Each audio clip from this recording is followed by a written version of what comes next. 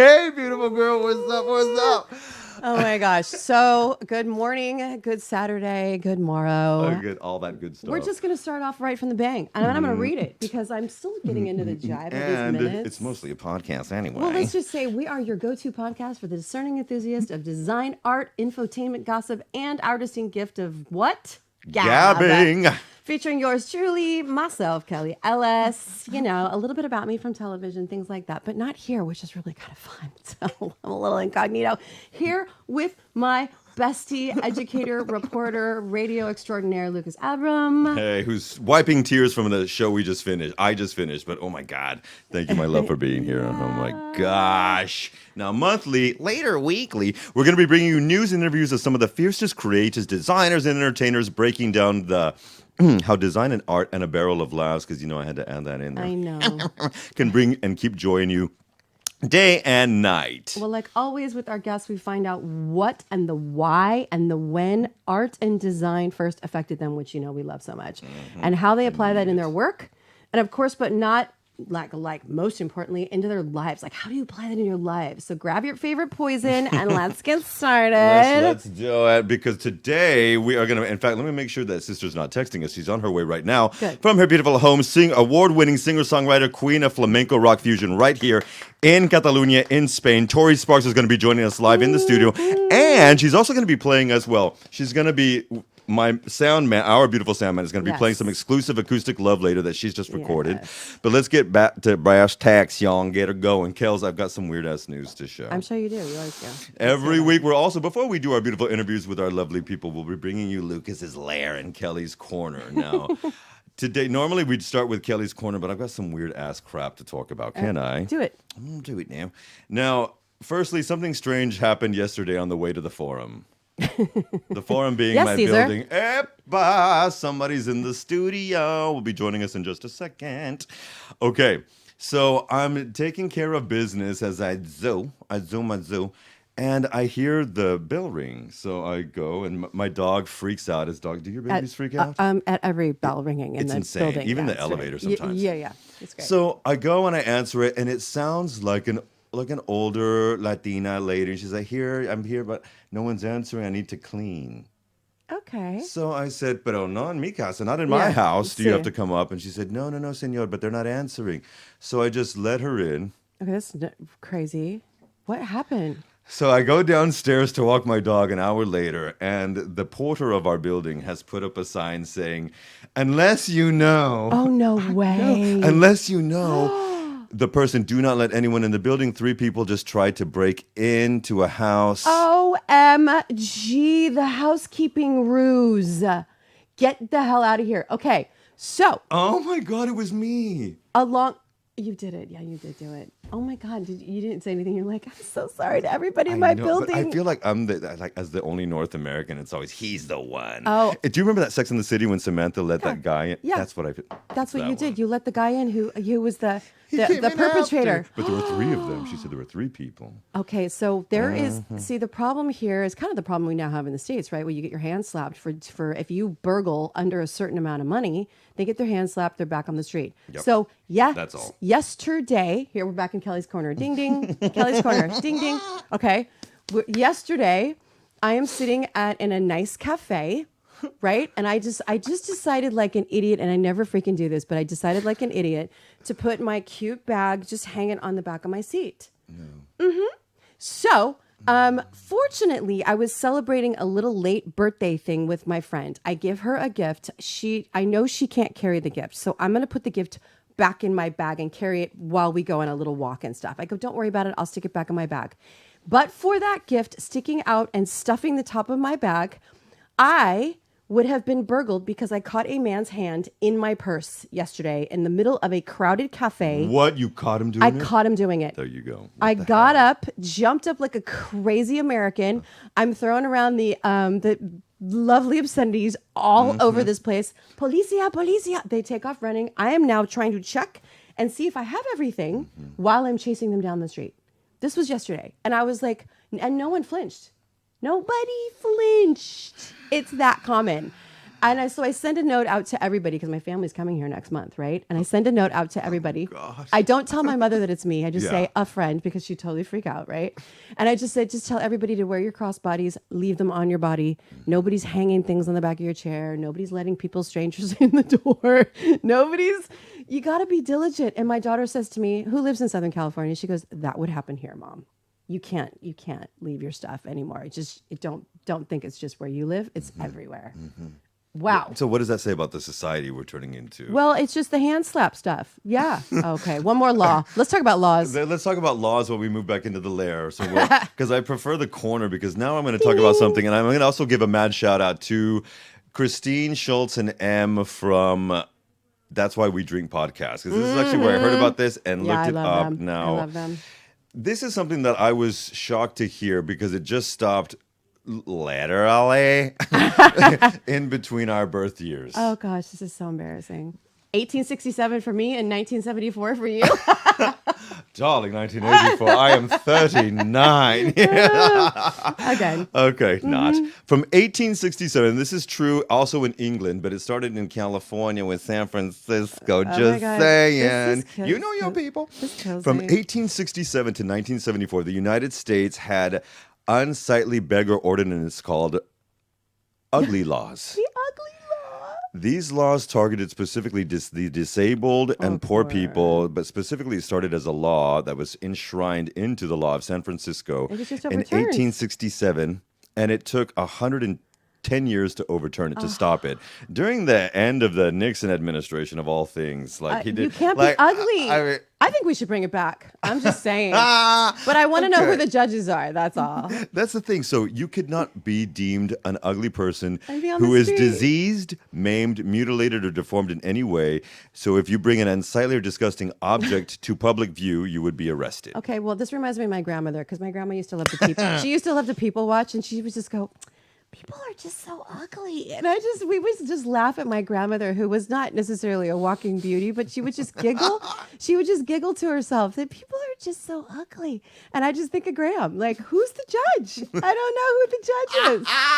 It's hilarious. Well, and that's the funny thing, because, sometimes our brothers and no. sisters from the other side of the pond are not always, I will always remember the big book of British smiles. And in 1729, England started this punishment. It was actually, we borrowed it from England, where sometimes where people with physical abilities were beaten and then taken away from that's public. terrible. So Ugh, that's ugly terrible. laws started to spread around like herpes or the Kardashians all over the United Was States. it because it would scare other people? Yes, but it really affected older women that they were deemed hags. Oh my gosh. And these were women who were probably in their 70s, 80s, 90s. Hey, we're embracing the hag culture these days. Come on, Amen. let's And go. someone would see them, oh, she's an ugly hag witch. And then they would be arrested Oh. for things as slight as limping. Oh my gosh. Now, Okay, what I just had a happened hip was- replacement. I'm the hag walking down the street with a limp. I know. She's a queen I walking down the don't. street. I don't. I had one though. I did, and did? I felt ugly. Does that count? Well, no, I don't think you can. Kelly Ellis can't be ugly. No. But when you have a mini stroke and half your face is hanging down, and you feel like Eric Stoltz from Mask. That then you can happens. make- yeah, that happens. happens. My friends happened to my friends. It happened to your Yes. housemate and to me. Exactly. My gosh, it's scary. What would Jesus do? Well, Jesus said, hail to the no, keep it going. Right. Because in New Orleans, what happened was New Orleans got a lot of these. That sounds weird. New Orleans got a lot of these ugly people from California. Sorry. But a lot of people They during the probably think California that. Gold Rush never struck it rich. So they fell into depravity, which were then they deemed them as insane and pitiable public nuisances. So they would be arrested. And then they would send them down to New Orleans. Oh, poor New Orleans. Well, that's So- why there's so much flavor in New Orleans. We got so much going on there. We got some realness in we got New some Orleans. ugly flavor coming I like up. I it. love New Orleans, I do though. too. It's Now, good. Portland, Oregon then enacted their own ugly law, and really, specifically Ugly San Francisco, laws. but Portland and Chicago really, really took the This is gamut with them. crazy.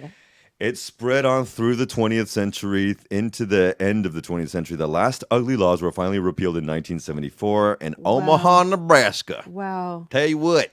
Now, no, excuse me. It was Chicago that finally repealed it. Omaha, Nebraska started the repellation of these laws in Chicago was like, 1967. we're arresting too many people. We need to turn this law over because there's just too many people in jail right now. Sorry, It's an Chicago. insanity that actually now you could be held Oh, no. until jail or be sent to the poorhouse, or Oh my gosh, if this you is were terrible. movable, they would send you to a working Who farm. can afford any of this? Like, what they repealed the ugly law because like nobody could afford to prosecute it. Come on, they're So like, you this want to know what they ridiculous. changed the law to? It's changed to something. They changed it. They rectified it and changed it to the Rehabilitation Act of 1973. Okay. So this was still occurring. These things were still occurring for one more year after this Rehabilitation Act kind of stopped it. crazy. And finally, in, like I mentioned, Chicago, they finally stopped it. Wow. So Wow. ugly laws prevented some people with physical disabilities to get any public service or aid at all. Well, maybe it helped. It says it helped the public hygiene management scheme. So that spurned something else. So, like, instead of persecuting, arresting, beating people who needed help, we just went the other way and start instituting public hygiene management schemes, which that makes sense. So, all right. I mean, with the good comes the bad. I don't know. Or bad comes the good. It's just Crazy. when we heard about this. I know. We both died. We're like, wait, what? I kind of like it. Wait, I'm sorry. Wait, what? We both Who's did the die and then judge? were resurrected on Passover. But it was a very... I just instantly went to my dating apps and went, wow, who's the judge of the ugly laws? Because there's a lot of people that really just need some help on these dating apps. Did I mention that before? I think I have. Well, I think we've mentioned on a couple of this... Yeah, we're not going to do it again. Well, it's fun to be single and fabulous. Question mark? God, I'm mentioning a lot of Sex and the City stuff. I know. But more than that, we've got the most Yay! beautiful Gorgeous. queen of music coming gonna into let us. her In in. fact, that would be a lovely I'm idea gonna- if you ding can, dong. dear. Did you hear a ding dong? I heard a Ding ding dong, and thank God it wasn't that loud banging we were hearing before. But Lady Tori Sparks is joining us in the house, and in fact, she's going to be coming right around the corner when she comes. Now, remember, folks, you can also catch all of the good music of Tori Sparks wherever good music is sold and streamed. And look at her joining us in the Design Meets Live studio. Thank you so much for being here. Why are those there? Excuse me. Why are those wrapped around there? Here. And still. It's fine. Now- Technical difficulties is okay. Technical difficulties is just something we roll right through, but Lady Tori Sparks is joining us here on the Design Meets Live podcast. And thank you so much for being here today. You're welcome. I almost wasn't, eh? She Really? said the Metro kept shutting Yeah, down. I kept leaving you messages, which is totally not useful because you're on the air. But I just wanted, in case you looked at your phone, to say, where is this woman? No, the Metro kept stopping. An alarm went off. They made us get off, change trains. Wow. It went that way. Yeah, so I don't know. It's happened on buses before, but wow. So I don't know what happened, but maybe because they were like, that girl Tori's trying to get to that radio show. Let's mess with her. Yeah. So Well, thank you so much for being here on that radio show. Now, does anyone else think, now this is slightly off before we get off to our conversation, when those things happen, do you sometimes get concerned that it's like a jumper or someone's been pushed? well, I don't. Usually, I just think Barcelona. For Christ's sake, you just make it complicated for no reason. I feel like every time you're late, the city demons are like, "Ha ha!" But no, not usually, because honestly, that kind of thing tends to happen more on the regional, no? The regional train Yeah. service. Yeah, it happens a lot more on the regional trains than the metro. So, for better or for worse, no. Okay, let's just say no. But Lady Tori Sparks is here, and like we've as she's dubbed here in Catalonia, the Queen of Flamenco Rock fusion. Thanks. And wow, you have a lot to talk about. We have a lot to get to. In fact, let me draw up those questions right now. Luckily, I speak fast. Yes, and All so right. do we. Please. Well, I'm happy to see you guys, and thank you for having me. Oh my God, how have you been? Let's keep it real. Well, the makeup makes me look like everything has been fine. Isn't that the beauty of makeup? Little smoke and mirrors. I put it on the metro, actually. That's why the Metro stopped. Yeah. Because you imagine what it would have looked like if it, yeah. No, it's I'm fine, except it's been a crazy year. So the thing is, when things are fine again after having had a year of illnesses and injuries and problems, then when you get back to work, it's like quite a shock to the system. So on one hand, I'm very grateful and I'm fine. On the other hand, I'm working so much that I have to put on my makeup on the metro. So I'm good. gosh. But I'm happy because you have to be appreciative of having work when you just spent months and months in bed true. without work, right? That's true. That's true. And we will get to that because it's super important to you and a topic that we want to talk. But let's start from the beginning for people who don't know who you are. So tell us where you were born and how you eventually got into music. Like, how did that start? Actually, I was doing a coaching session yesterday because I do mentoring for other musicians sometimes. And this guy asked me, could you tell me about that, but depends. Could you tell me about it after our session? Because I think it's probably going to take the whole session. I was like, yeah, but Maybe. yeah, no. The short version is I was born in Chicago. My family moved around as Americans do. I know that people in Europe think it's super weird that we end up in like 7 different cities before we're 10 years old. But Yep. then. True. I ended up in Nashville because I had a record label offer me a deal there. That went badly because they were shysters, but not regular shysters like the music industry shyster, like worse than that shysters. So I got super mad at them and threatened them with lawsuits, and then went on tour by myself a lot and started a record label, made some records. But any routine can become a routine, even if it's touring the entire United States. So I eventually decided to move over here because I'd been touring a bit in Europe and I really liked it. And I thought about moving to Paris because I'd studied there when I was at university, but instead I moved to Barcelona because I'm an idiot and thought it's pretty much the same, which is not, because fiscal laws are completely different in Spain than in France when it comes to being an artist, which I didn't know, but I'm glad I didn't know because I ended up with this incredibly more difficult, fiscally speaking, life, but there's an amazing flamenco fusion project, which I wouldn't have found probably in Paris. So No.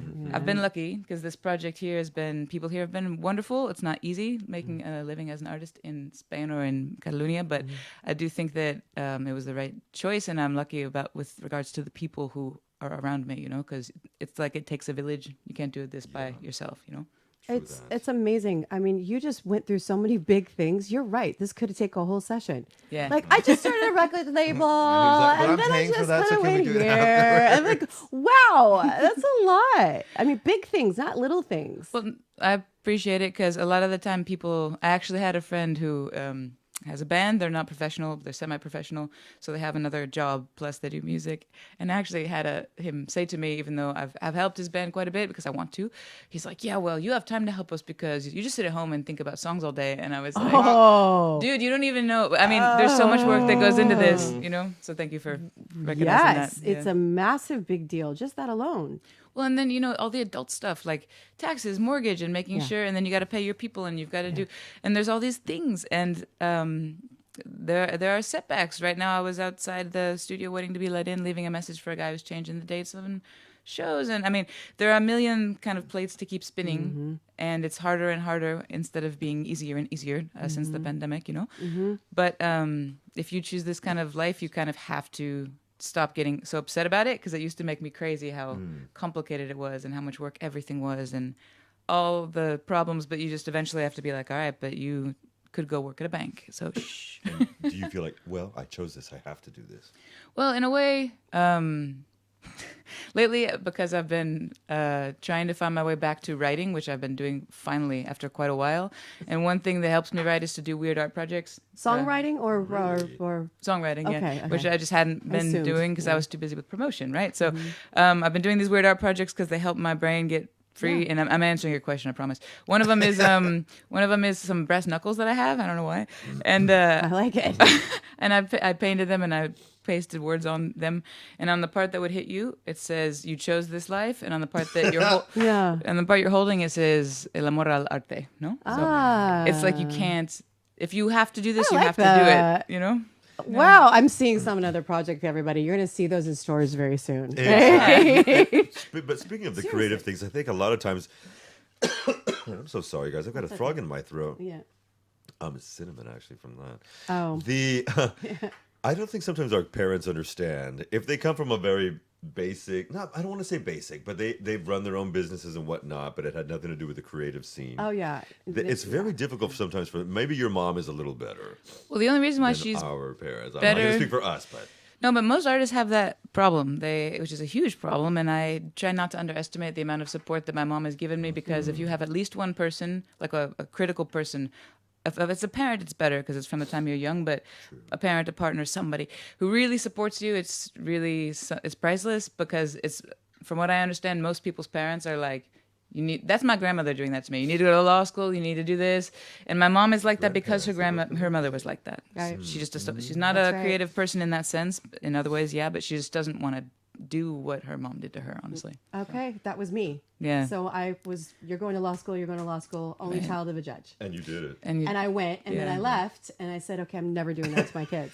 which is great. Yeah. And then the upside is, too, you can negotiate your own contracts Yes. now. That was the only class that I did really well in, and then I left. And that was it. But it was just at that Makes good same sense. point, right? You do come from something, and you either embrace it or you completely reject it. You're like, up. I am not going to do Straight that up. to my kids. Right. And I've met your mother; she's so lovely, and she was at one of your shows. Well, everybody thinks she's my manager. They're like, your manager's awesome, and she's just good with people, and she's been a huge influence. And I feel like a lot of people who don't have that, it makes all the horrible things that you have to deal with, truly terrible things sometimes when it comes to trying to make a living as an artist. It just makes it so much worse to know you have no one to help you if you need it. So that's been a huge deal. That's nice. You know, and Shout out to Mama. Yes, yeah, for sure. Yeah, that's great. When you think of those, speaking of mother, when you think of those formative years, was there a moment where you felt or that you knew, maybe an artist album concert, that, okay, yeah, I'm going to be doing this. I have to be creating my musical tales. See, that's interesting because when you were talking about law school, when I was in university, back when I didn't need to sleep so much, I guess, because I never slept like ever, and now I need to, and I hate it so much. It's such a waste of time.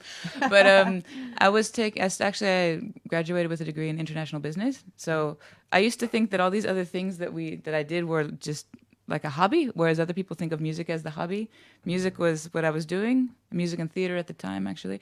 And then, studying business was like the thing I did on the side, And I think when it became necessary to choose when I was at the university and I was studying business and all these other random things and music and I got cast in a play, which at the university I was at was kind of a big deal because the drama and the film school were kind of a big deal. Mm-hmm. And I was a freshman and you weren't supposed to be cast as a freshman. You were supposed to wait. You're not. And Right. so, and the guy who cast me was like the theater professor guy. So, which sounds funny talking about that as an adult, but when you're at university, that's a big thing. So It was, yeah. But I had to say no because I had just started playing shows, and it was going to be either you stop playing shows for 6 months and do the play, or you say no, which is scandalous and awful, and you play at these biker bars and stuff. They weren't like big shows, but I just started doing it, and I thought, at 17, right? I'm like, I have to, this is what I have to do. And that was the kind of the decision-making moment, but that was harder than it sounds. You were so young, but now I understand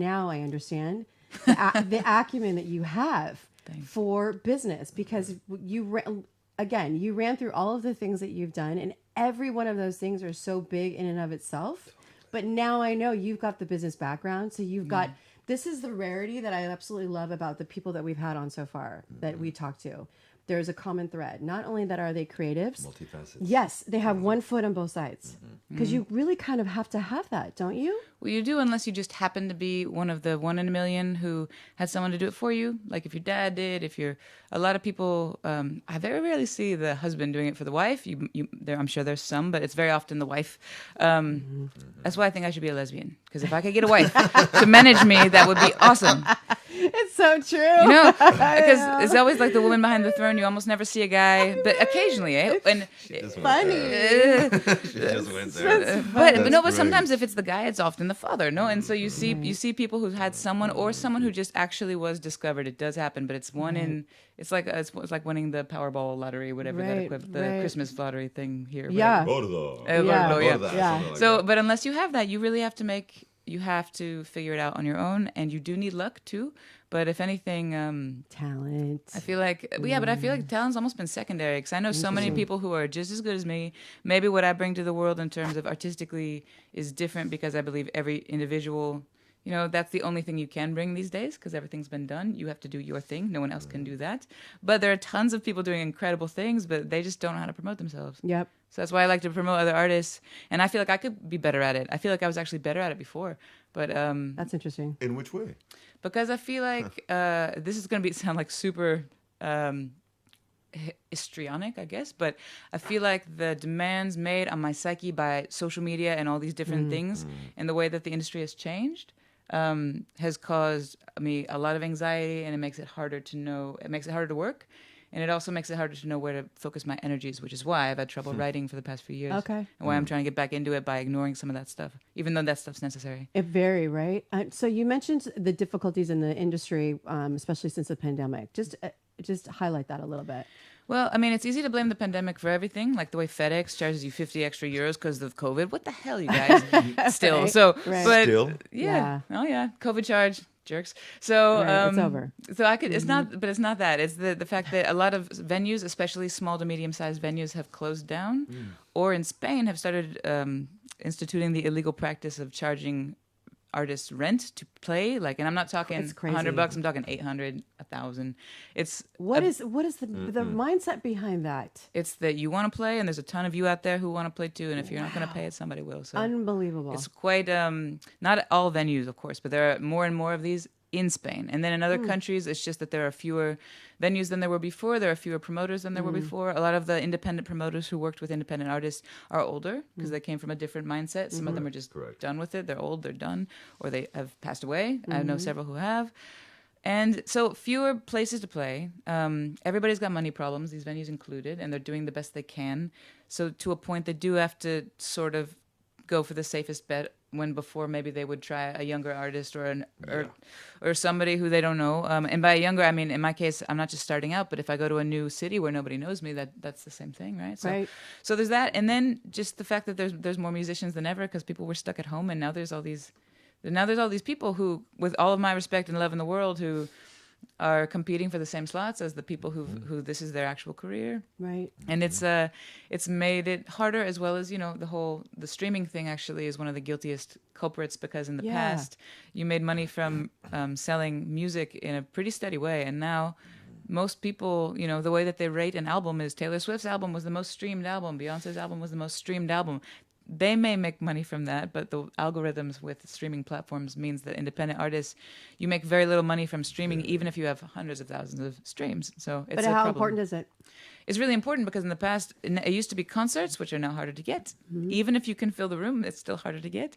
Right. Concerts are harder to get than ever before, and merch sales are a fraction of what they used to be because of streaming. So you have mechanical royalties from your songs in commercials, or, I mean, there's other revenue streams, but that's the thing. You have to work 10 times as hard to get almost what you used to make before. Wow. And you got to maintain social media. And now that you're 40 and you're not 20, you have to dye your hair, and you've got to go to the gym all the time. And you have to take care of your body, because as a woman, if you're not attractive, you also aren't valid in this industry. There's a lot of things. Ugly laws. Yeah. Just saying. We were just talking about before ugly laws in the U.S. So let's just go back really quick. So it's very, very interesting. I was picking up on, being able to do things yourself, the streaming and how important that is, social media, how important that is. I'm still mind blown that you would have to pay to play.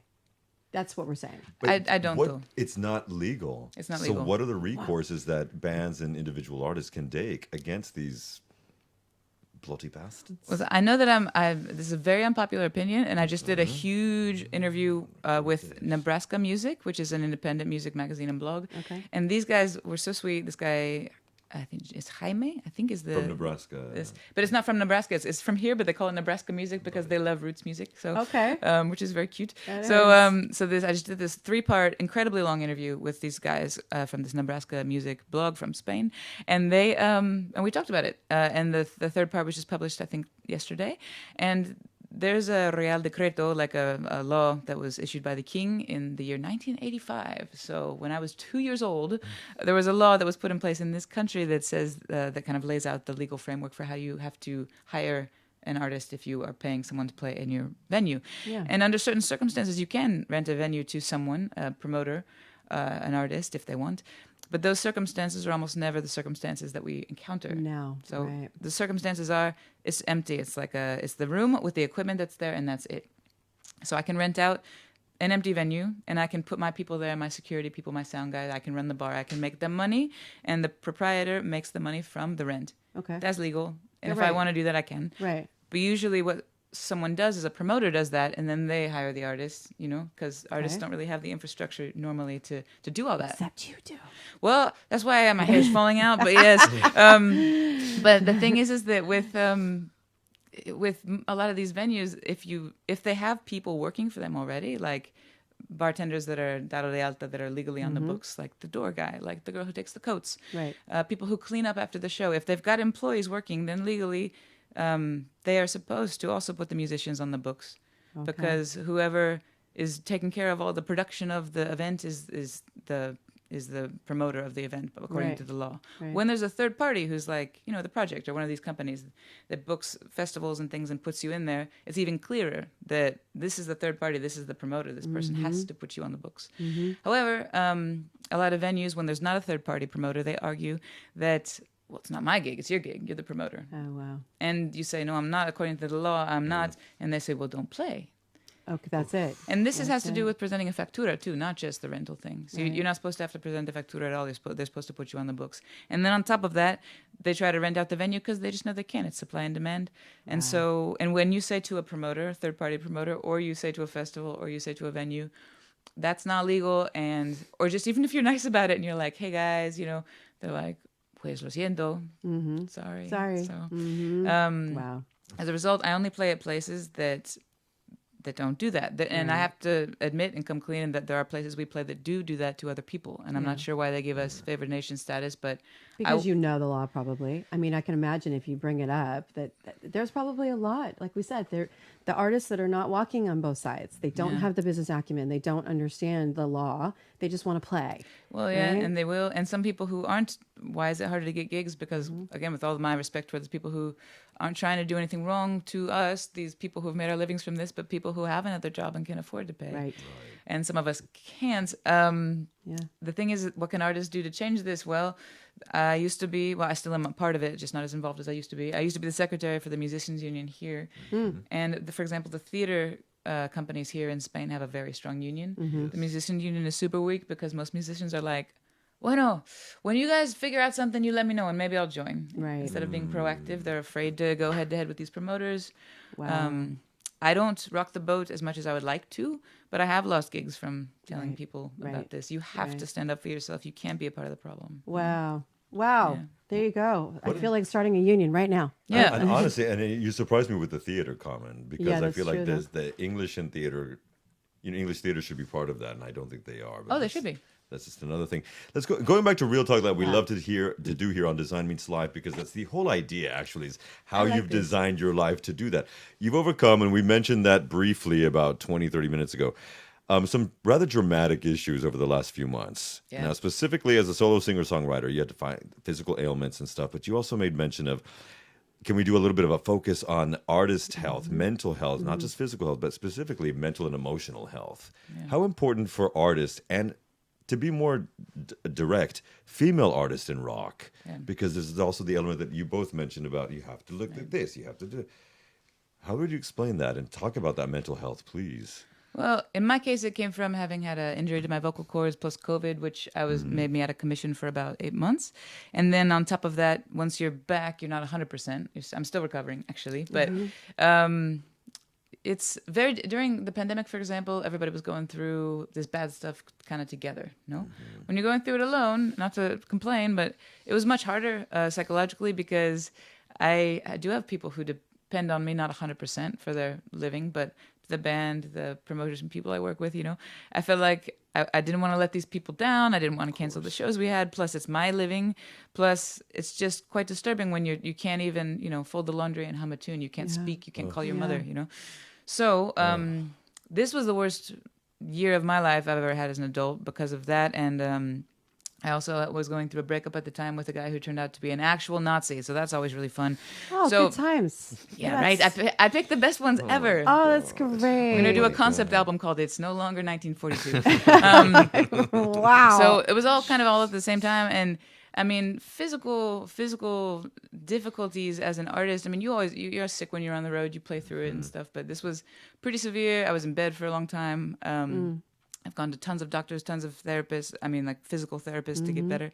And I had a bunch of these doctors telling me that it's all in your head. You're crazy, and women are hysterical. Until okay, I would lose my mind. One of them was a woman. I was just gonna say, and it's not always male doctors that do that. It's sometimes women who you think would know better, or at least give you some deference or some kind of understanding, or at least throw the hormones at you, something. Yeah. No, she said, you know how we are. I was like, really? Wow. She said that. Yeah, she's like, well, sometimes we overreact to things. I'm like, maybe you used to be an opera singer and you guys have a reputation. I have to keep my shit together. Thank you. Okay, Mariah. Wow, right? I don't know her. So, yeah. I don't know her. Yeah. But the thing is that, so all this stuff, it's harder than it sounds, because you have people telling you that you're crazy, you have a physical issue, you're physically sick, and you're doing the best that you can. And Eventually, when they figured out what it was and got treatment, it's fine, but it's a long road. It's expensive. Months of treatment as well, I Yeah. have to add. Right. And it's also months of previous work that I had to cancel. So you're killing yourself to get these shows that are hard to get. Yeah. You have to cancel them. You have to tell your band you have to cancel them after you just did this in 2020. So no. there was quite a bit going on. And then the mental health aspect, I didn't expect it to impact me. But when you feel like you're fighting against something, like the first month when I had this going on, you're fighting to just try to get better. But then when it seems like you never will, and not being dramatic, but for months you don't have a voice, you know? Right. And everyone's telling you you're nuts. It can impact you no matter how strong you are. And I think my image on social media, especially for example, is like, Yes, of course. like the tough Yeah. warrior queen. I course. can always do it. And so I talked about this a bit on social media, just not excessively because I'm a private person when it comes to my personal life, but Right. just to tell people like, this is what's going on. This is what happened with this person I was with who was bad news. This is what happened with my health. This is what happened with these doctors who told me I was nuts. Just one post.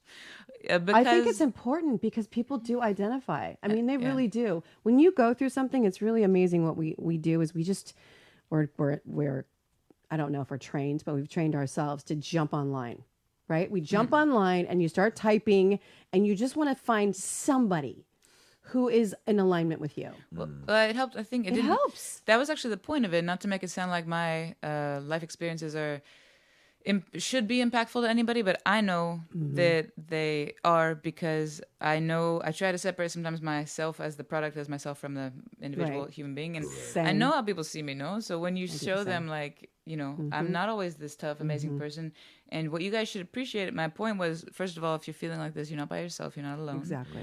And second, if you see an artist up there, male or female, but if you see anybody, especially a woman, it's just true, doing her work on stage, respect the fact that she's up there in spite of. Yeah. Like there are moms, for example, I don't have children. How could you be a mom and do this ridiculous job? Like respect for those people, you know?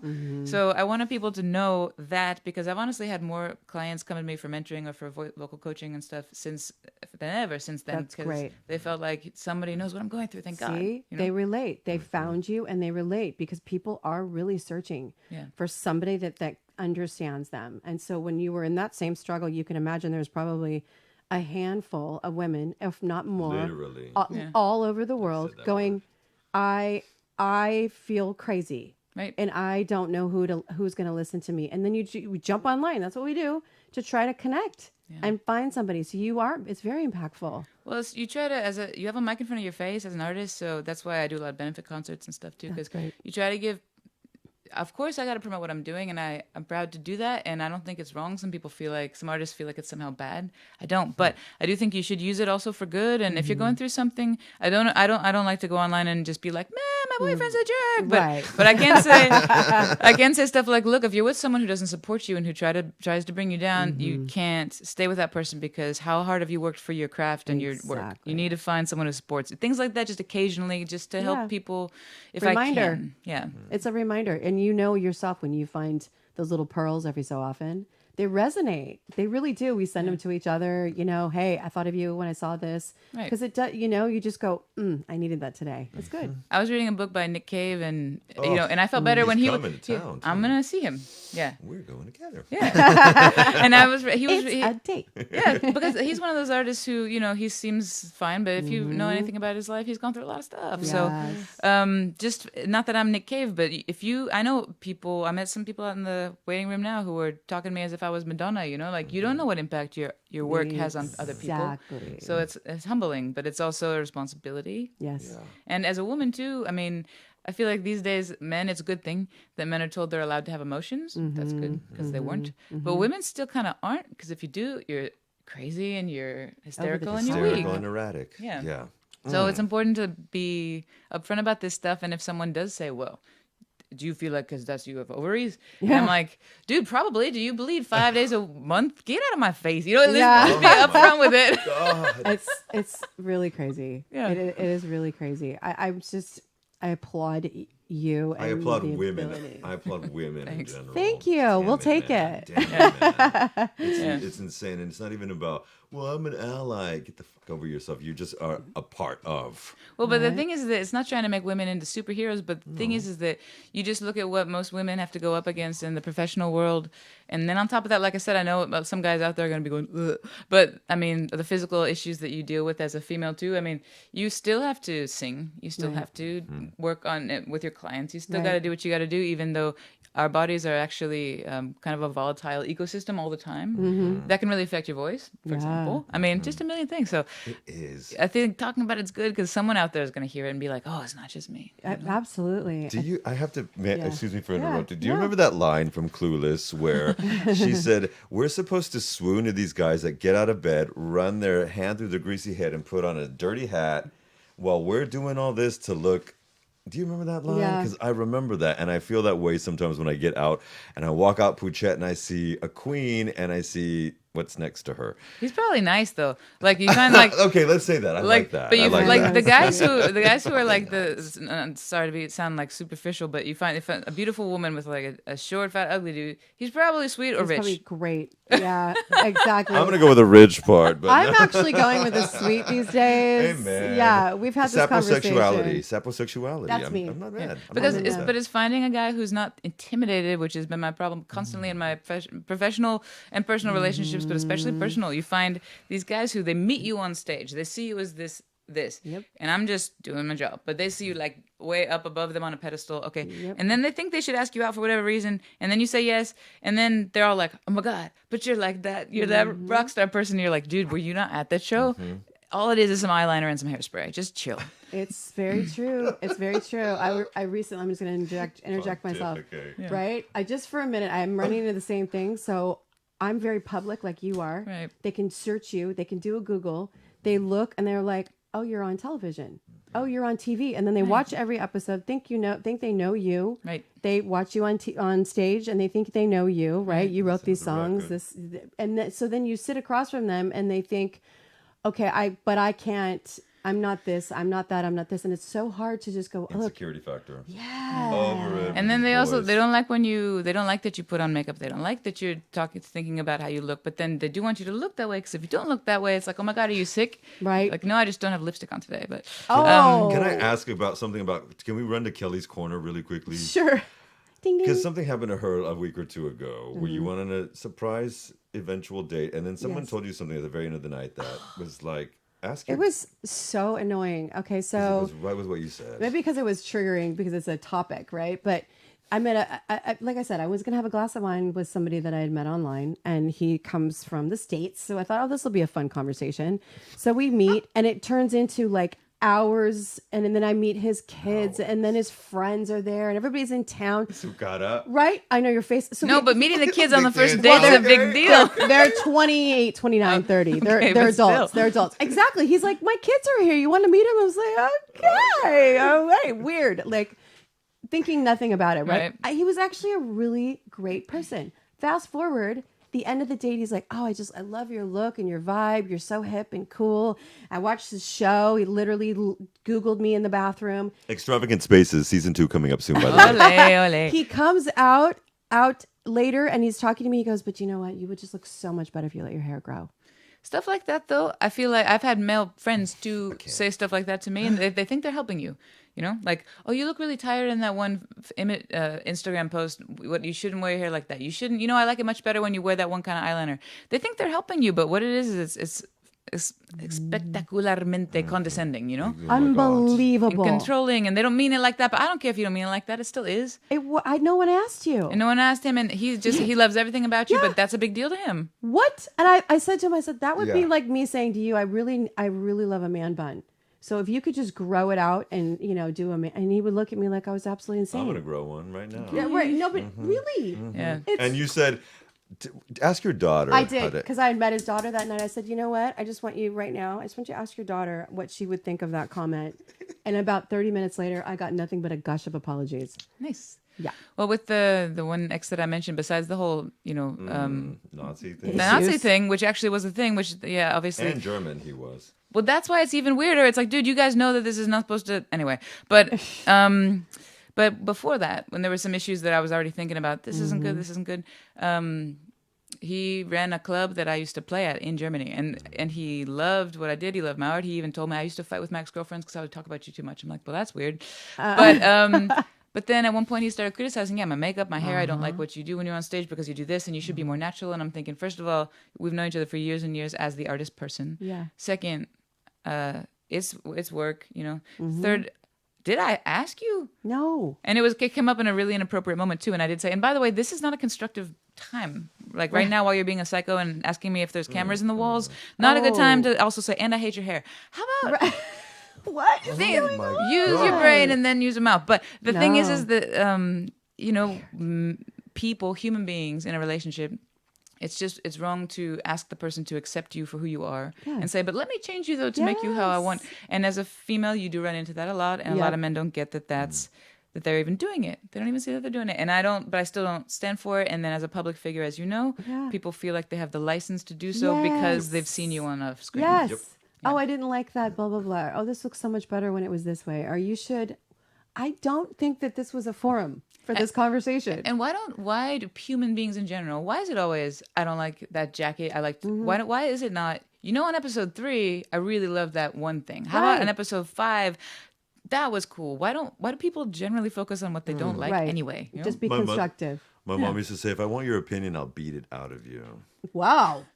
Hello. I'm going to start saying that to my boy. It's a great line to use. Use it with your kids, children. Well, that tells me that whoever you're with, won't give it freely. So that's okay.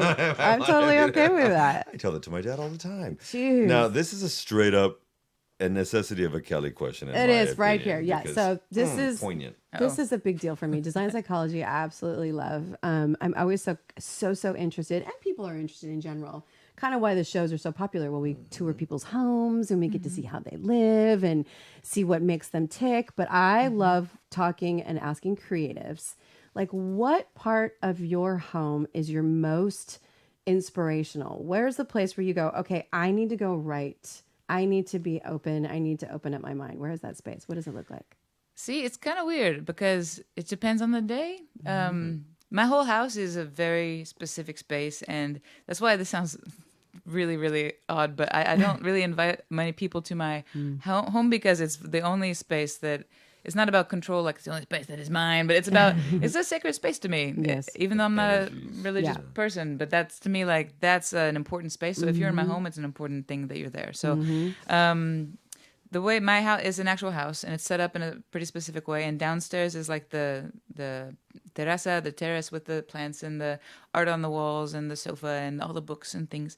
And then upstairs, then there's a level with the bedroom and the guest room. And then there's the upstairs, which is the office, which has light on all 4 sides, and all the music stuff and all the awards or articles and things, like the Eagle Room, no? Yeah. And the thing is, because I'm working all the time up there, that's where my office is, and that's where I do the coaching sessions from and stuff. There's lots of times that I'm there anyway, and because I have all the music stuff around me anyway, that's where I often get ideas and end up working. But downstairs is a much more relaxed environment, so if I'm feeling like I can't become in that, I can't put myself in that mode that I need to be creative, I'll actually go downstairs and take a book or something out on the terrace, and I have a guitar downstairs on purpose so that hopefully to get the juices flowing. And because if you're in the workspace, because I also do the booking and the promotion, all that stuff in that office, sometimes that gets in the way a lot. That's right, because you're going left brain, right brain in the same space. Sometimes it's hard to switch, isn't it? So that's been difficult for me sometimes because I have so much time that's invested mostly in that. So to try to like dig my way out of that is harder and harder. So it really helps to have the 2 separate spaces. And all the art on the walls is all independent artists, and all the books that I have are people that I admire, that I am inspired by. So it's great selection of books, I have to say. So it's kind of like just giving yourself the opportunity not to think for 2 seconds about how am I going to promote this, and just be a musician like you used to be, Exactly. How do you find reading to be inspiring? What is it about it? Is it because you're doing a different headspace? You're in someone else's head when you're reading? How does that work? Well, first of all, the only 2 ways that I can get my brain to turn off, because I feel like I have so much to think about, when it comes to all this stuff, Plus, I'm still, in my case, with doctors and therapies and things and stuff these days, right? So busy. So reading or just watching a movie or Netflix or something are the only two ways to get my brain off of my own stuff. Because even when I sleep, I have dreams about work and stuff. So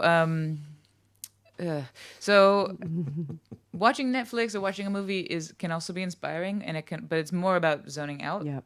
Okay. Whereas reading is more about activating your imagination, and it's usually the way that someone uses words, not only the story, because you can tell a story a million ways. But that's why I was talking about Nick Cave. That's why I liked reading these books that I've just been reading by him and other people who are like Lorca, who's a Spanish poet, which most people would know that, but just in case you don't. I mean, the way he uses words, just the way people put words together usually gives me an idea, because as a songwriter, a lot of people's inspiration comes from the music. Mine more often than not comes from the words first. Wordsmiths. Yeah, so That's interesting. Really interesting. I think it's amazing, when you run across that, it does inspire you. It sparks. It can just be the same 6 words or the same idea. Wouldn't it be interesting to give people 20 words and have them put together a concept, but just see how they do it? Well, just it'd be to see different. how they put together that same. Convey this, here's your words, and just see what different people do. Well, that's why, I also, of course, listening to new music can also be very inspiring, but words in and of themselves, it's such a personal thing. Everybody's got their own voice when you sing. They've got their own sound when they play guitar. Many people who are truly great artists, if they're a piano player, you can tell who that is playing. It's a personal stamp. But with words, it's different, because you can say the same things, like I love you, I hate you, I'm sad. How many songs are about that stuff? And somebody like Tom Waits, for example, who I love, has a really interesting mix of metaphor and literalism, if that's even a word, And it's those people, they say something that everybody's felt in a way that no one's ever said before, and that's great. It's like cleansing my palate, I'm like, oh, this is great. I want to go be a musician like I thought I was being, but no, I've just been being a Facebook artist for the past 5 years. Yeah, that's interesting. Well, we talked about this really quickly, and just want to kind of go back to that. You just said being a Facebook artist, but how do you balance the public social, online presence as a performer with the live? Like, which is one feed the other? Do you look at it as a vehicle to get people to see you live? The most important part is live, but then when you show live online, it's like it's a circle. It's kind of a Exactly. circle. How do you do that? A hoop that never ends. Yeah. Well, it's super useful. I mean, that's why I'm not trying to knock it, because it does help me stay in contact with fans that I haven't seen for years. It helps new people discover us, what we do. And so it's good when you're playing a lot, because then you have material to put online, and when you're not playing, you can usually find something, recycle it, and still be active and still be present in people's imaginations. And I feel like I'm good at that. The only problem is I feel like I direct more of my energy towards that than I do towards creating, and that is where the problem comes in for me. The balance, right? Because I don't just post whatever. I'm very careful about what I post, and it takes forever. And I used to really enjoy it, actually, because it felt like part of the creative process, and I like promoting what we do because I'm proud of the work we've done with the band, and it's fun to share it, But to be honest, lately it feels like it's getting in the way of being creative. So that's where I'm having trouble finding a balance now. And when people say, "Why don't you just hire a social media manager?" It's because for 2 reasons. First of all, I'm not so famous that just any single post that I put, you just get billions of likes. Right. I have to know what people are going to respond to, and I know my audience. Curate it. And second, I mean, seriously, with the amount of money that they're paying us and the streaming revenues It's and expensive, stuff, yeah. like I'm just going to hire a ton of people to work for me. It's hard to do. And that's what brings the necessity of having to perform. Speaking of, we're going to start wrapping up in a bit, but what's next on the spring and summer playing agenda? Yeah, I'm so excited. Well, I'm lucky because normally I always say if I had the choice between finding the love of my life and a booking agent, I would totally go with a booking agent. And I mean that, and I've always meant it my entire life. Maybe that's why I haven't found the love of my life yet, because the booking agent's right around the corner. So let's hope so. Well, they'll be both. But right. Not my dad behind the throne. No. No. Hell to the no. Hell to the no. No, but I was lucky to find a booking agent, or at least for one region. This guy contacted me, and I was like, "Are you sure?" Because when people contact you, it's very often It's scary, huh?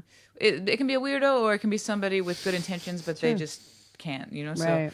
So, but this guy from this company's called VREC, V-R-E-C Booking in Italy, and he said, "Would you like me to set up 5 or 6 dates for you in Italy?" And I was like, "It depends. Are you crazy? Or are you cool?" Yeah, exactly. So he seems normal, and he Yeah. seems like a sweetheart, and he works with a lot of women artists, and he just enjoys it, and that's his vocation. Love it. You know, so I'm going to Hell yeah. Italy for That's about gonna a be week in June, correct? Yeah, first week of June, Nice. which is cool because I'm legally Italiana, so going back to my raíces is nice. Okay. Yeah, so that's cool. Oh and my gosh, exciting. that's so fun. I feel like there's a lot of really good things on the horizon in Italy for you. I hope so. And here too. Yeah. I'm just thinking personally. I Yeah. feel like there's like a great guy there for her who's just going to be like, somebody new. There's Well, going to be some fresh stuff going on I'm there. gonna go with that one too. I wouldn't be unhappy to have a relationship. It's just I can't have one that gets in the way of my job. Exactly. So I So- feel like this person's going to be in the industry. That would be useful. But My all the prediction, guys I I've don't been know. with as of late, all of them, like the past 10 years of relationships Yeah. have been people who've been in the industry, and I'm like, dude, you know how this works. Right. Why are you being such a little about it? Well, So- if you Ego. the last question that might tie into that, to refrain, maybe to stop her from doing this, but what would you Okay. tell your 15, 16-year-old self about the pursuing of your creative ambitions? Well, first of all, that would be difficult because I'd have to know that the pandemic was happening. I have to know that all these the streaming thing, for example, changed the industry so much, and I never would have seen. Nobody saw that coming. So, Yeah. I guess the only thing I would change, which if I could, I would. People say no, don't have regrets, but I do have one regret, and it continues to be a present day regret that I still have not 100% have a handle on. It's just I wish there was a way to not get so stressed out about certain things because Yeah. it is pointless, but we still do, and. Yeah.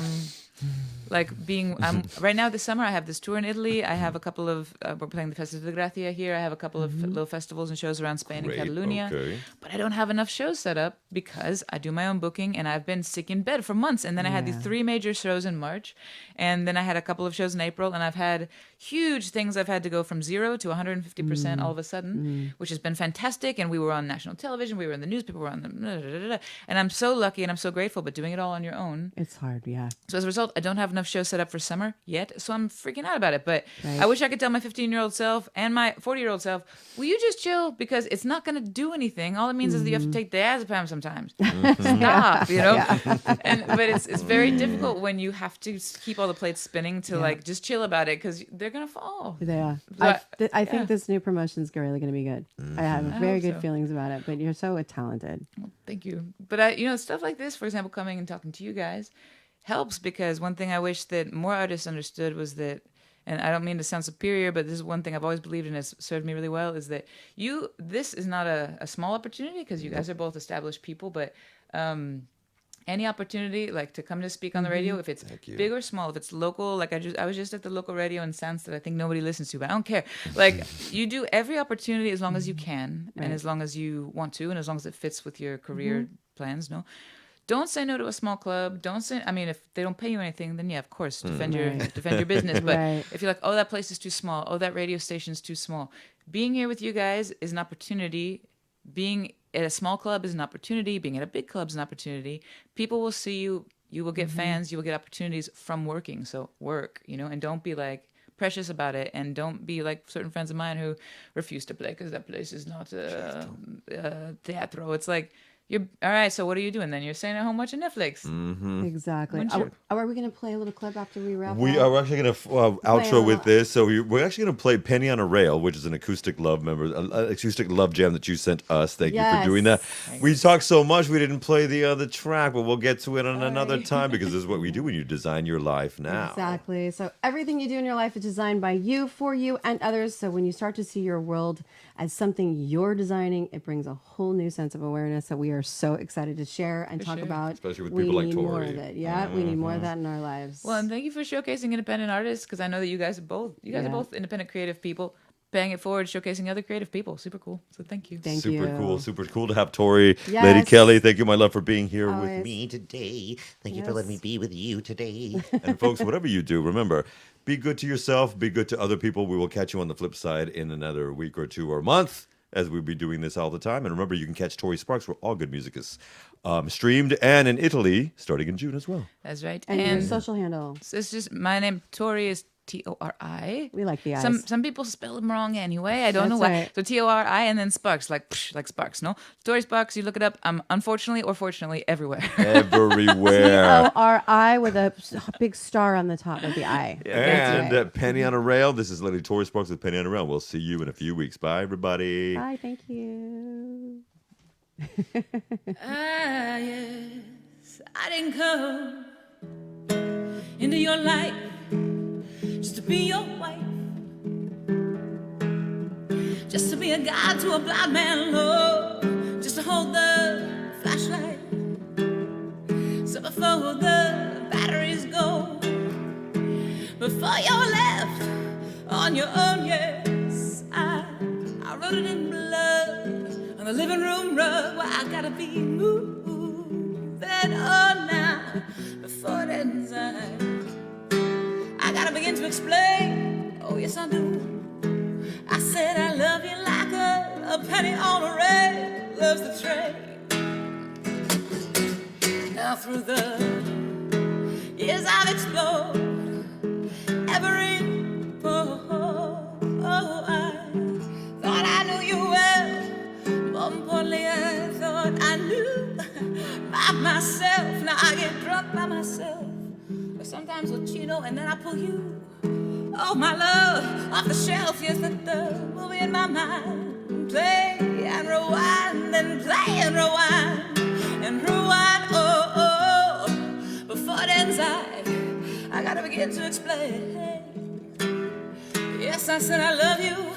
Oh Lord, like a penny on a rail, love the train, yeah. 'Cause I didn't come in your life. Aquí va solo de guitarra, vale? Just to be your cooking and clean little housewife. No, babe, not to mend your socks, not to do your laundry. I need a man who's gonna do his own laundry, you know? Oh, and now the curtain is down. Yes, Lord. I said I feel him clearing the stage. Oh, baby, yeah. I hear those wheels running in there in the pouring rain. In the pouring rain, yeah. Before it ends, I gotta begin to explain. Oh, yes, I do. I said I love you like a penny on a rail loves the train. And that don't mean that I don't love you. No, I said I love you. Oh, like a penny on a rail loves the train, baby, yeah. I love you like that penny on a rail. Oh, ooh, loves the train, yeah.